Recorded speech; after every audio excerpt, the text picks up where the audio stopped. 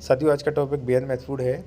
यदि आप कोई भी प्लॉट खरीद रहे हैं, कोई भी कृषि ज़मीन खरीद रहे हैं, तो इस टॉपिक में हम आपको बताएँगे कि कैसे पता करें ये ज़मीन फर्जी तो नहीं है या कोई सरकारी ज़मीन तालाब की, चरागाह की, वन विभाग की, एयरफोर्स की, रेलवे की, ग्राम सभा, खलिहान ऐसी ज़मीन तो नहीं है। तो सब कुछ आप एक ही फ़ोरम से पता लगा सकते हो। उस फ़ोरम के बारे में बताएँगे और सब कुछ इस वीडियो में बताएँगे आपको। साथियों, मैं एक चीज़ आपसे और कहूँगा कि यदि आप कोई भी लीगल एडवाइस लेना चाहते हो, कोई भी ज़मीन खरीद रहे, डॉक्यूमेंट्स वेरिफिकेशन करवाना चाहते हैं, तो आप कॉन्टैक्ट कर सकते हैं। कॉन्टैक्ट नंबर वीडियो की डिस्क्रिप्शन में दिया गया है। साथियों, फर्स्ट पॉइंट आता है कि जब भी आप कोई प्लॉट या कृषि की ज़मीन खरीद रहे होते हैं, तो वहाँ पे एक बड़ा चैलेंज होता है कि ये ज़मीन कहीं सरकारी तो नहीं है। अब आप कहेंगे सरकारी ज़मीन होगी तो खतौनी पे आ गई, रजिस्ट्री होगी नहीं। नहीं साथियों, ऐसा नहीं है।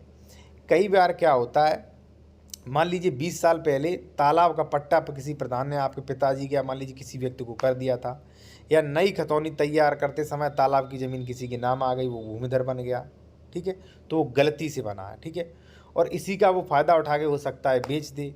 या मान लीजिए कोई प्रॉपर्टी डीलर है, उसने तालाब की ज़मीन अपने नाम करा ली, या ग्राम सभा की ज़मीन अपने नाम करा ली पैसे देकर, ठीक है, अब उस पर वो प्लॉटिंग करवा के बेच रहा है। कई बार मेरे सामने ऐसे क्लाइंट्स आए हैं जिन्होंने कहा कि भाई प्लॉटिंग वाला प्लॉटिंग बेच दिया, बाद में वन विभाग वाले आए, उन्होंने मेरी प्लॉटिंग ध्वस्त कर दी कि ये तो हमारी ज़मीन है। तो ऐसी कई चीज़ें, वारदातें होती हैं, तो इनसे आप कैसे बचें? तो साथियों, वैसे तो कई डॉक्यूमेंट्स देखने पड़ रहे हैं। यदि आपको ये पता लगाना है कि ये ज़मीन सरकारी तो नहीं, किसी विभाग की तो नहीं है, या तालाब, चरागाह, अन्य श्रेणियों की ज़मीन तो नहीं है, जिससे कल मान लीजिए ध्वस्तीकरण हो, हमारे मकान गिरा दिए जाए, तो उसे पता करने के लिए साथियों आप निकलवाएं आकार पत्र 41, ठीक है। अब हम आपको बताएंगे आकार पत्र कैसे निकलवाएं। इससे पहले मैं आपको बताऊंगा कि आकार पत्र कैसे देखें और कैसे पता करें। तो साथियों, आकार पत्र जो होता है वो आप जब से ज़मीन की स्टार्टिंग हुई है, अस्तित्व में आई है ज़मीन, चकबंदी में जब से चक स्टार्ट हुए, बहुत पुराना रिकॉर्ड होता है और ये सब कुछ बता देता है। आपके सामने है आकार पत्र 4141। ये क्या बताता है? सबसे पहले गांव, परगना, तहसील, जिला, ये सब कुछ। यहाँ पे नई संख्या, क्षेत्रफल, पुरानी संख्या, ठीक है, क्षेत्रफल, और नई खाता खतौनी संख्या इस पे, ठीक है। और सबसे महत्वपूर्ण ये है कि पिछले बंदोबस्त की भूमि श्रेणी, ठीक है साथियों। मान लीजिए कोई आपको ज़मीन बेच रहा है, अब भूमि श्रेणी यहाँ पे एक है, फिर तो सही।